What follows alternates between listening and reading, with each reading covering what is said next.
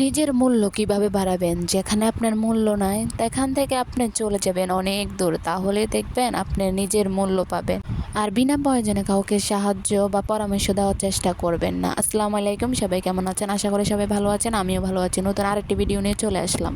দেখতে পাচ্ছেন এখানে মুরগি রান্না করবো, আলু দিয়ে আর সিম রান্না করবো মাছ দিয়ে। এতটুকু যথেষ্ট। তারপরে কিন্তু রমজান মাসে বেশি খাওয়া হয়ে যায় প্রচুর, কিন্তু রমজান মাসে আরও মানুষ মোটা হয়। কিন্তু আমরা মনে করি যে রমজান মাসে আসলে মানুষ শুকিয়ে যায়, আসলে না, রমজান মাসে আর বেশি খাওয়া পড়ে, তাই না? এই তো দেখতে পাচ্ছেন মুরগিগুলো ভালোভাবে ধুয়ে এনেছে, ধুয়ে এনে এখন তেলিয়ে নিব।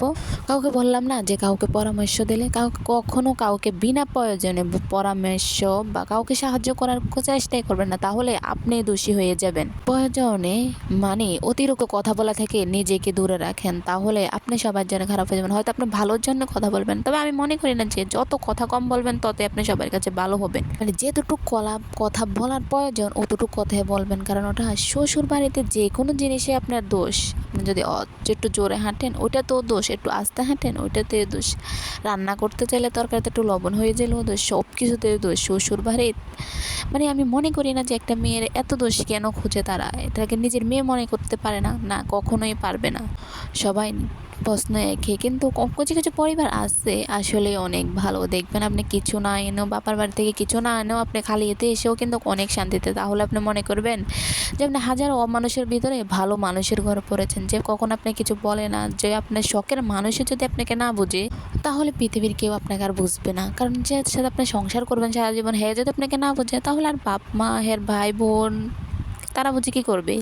তারা বুঝে তো কোনো লাভ নেই। দিন শেষে আপনি কার বুকে এসে মাথা রাখবেন? আপনার শখের মানুষটার কাছে কার সাথে কথা বলবেন? তার সাথে। সে যদি আপনাকে না বুঝে অবহেলাতে দেখে তাহলে আপনি কিভাবে ভালো থাকবেন?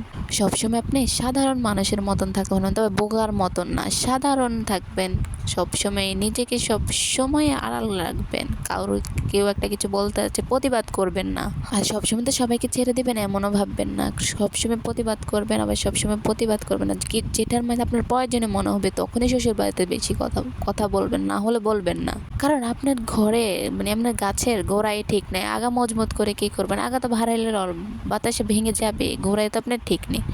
যাই হোক, একটা আপুর কথা আসলে এগুলো বললাম, আপুরা একটু আমাকে রিকোয়েস্ট করাতে আমি আপুরার কিছু কথা শেয়ার করলাম। পুরোটা কথা শেয়ার করতে পারি না যেহেতু রমজান মাস, তবে এই আপুটা একটু কিছু দিল আমাকে, তাই একটু বললাম। আসলে আপু, যে আপনার স্বামী আসলে ঠিক নাই, আপনি কীভাবে ঠিক, আপনি কথা কম বলেন, হ্যাঁ নাকি সব কিছুতে দোষ ধরে। তো আসলে তো আমাদের দেখতে পারতাম না, আমার চিম রান্না হয়ে গেছে আর আপুটার কথা বলতে বলতে আসলে কিছু কিছু মেয়েদের অনেক কষ্টেতে সংসার করতে আসছে, আসলে যা বলার মতো না। তো আমার ভিডিওটা এই পর্যন্তই। সবাই ভালো থাকবেন, সুস্থ থাকবেন। নেক্সট ভিডিওতে আবার দেখা হবে, সে পর্যন্ত সবাই ভালো থাকবেন, সুস্থ থাকবেন। আল্লাহ হাফেজ।